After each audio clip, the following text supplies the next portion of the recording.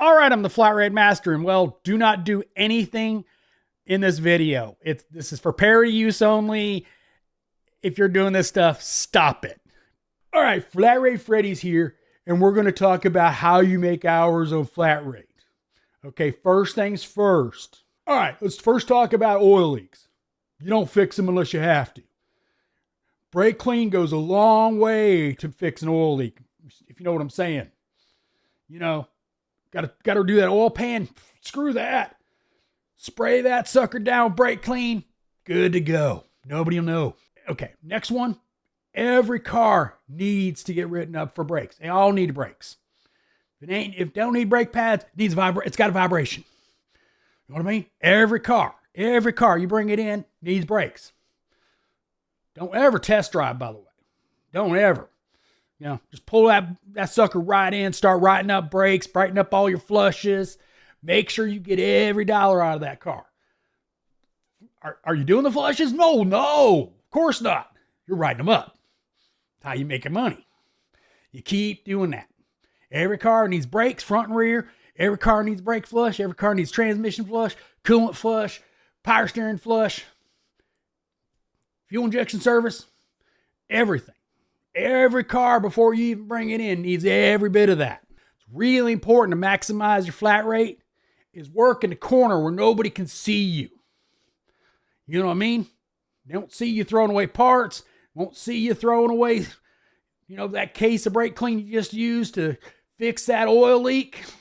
Now, another one is you got to have a good place to get rid of parts you didn't install. Really important. Like for instance, you upsell a tune-up. You pop the 3 easy ones to get in. You take those other 3 and you throw them away. Now, it's really important that you don't have anybody see you throw them away. You got to make it look like you did the job. So hiding stuff in your toolbox is really good place, but you got to get them out of the toolbox pretty quickly, because if anybody goes looking around for something, I yell at them if they're in my toolbox, but we got to occasionally, somebody's going to be in my toolbox. So anyway, you can't have new parts just sitting there waiting to be found. You got to get them out. But when trash can's like almost empty, you can't throw a bunch of new parts in there. So you got to have a good place in your toolbox to hide stuff. It's real important. You see me taking my own trash out and instead of the porter, I done hit a good bit of stuff in there and got to get rid of it really quick, if you know what I mean. Now, real important, when you actually have to do a job, like say an alternator's bad.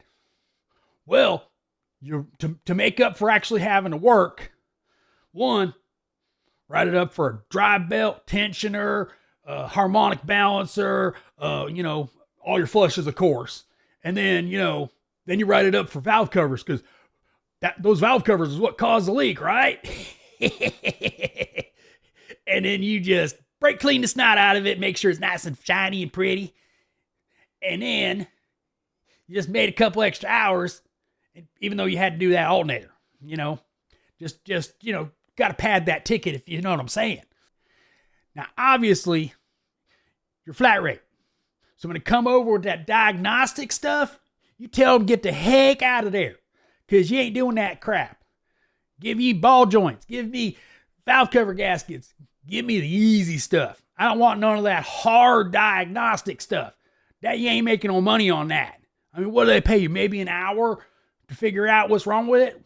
But if you do get a diagnostic ticket, you go to Identifix. After you pull the code, you don't look at no data.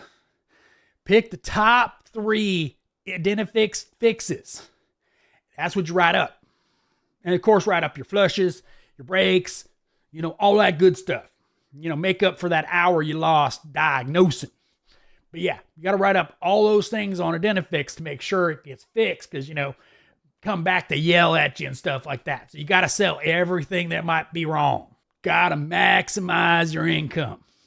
So I hope these tips were helpful to make you some money on flat rate, because, flat rate, got to make our money somehow.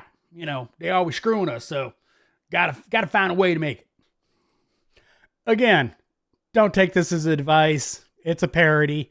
Thanks for watching. I am the flat rate master.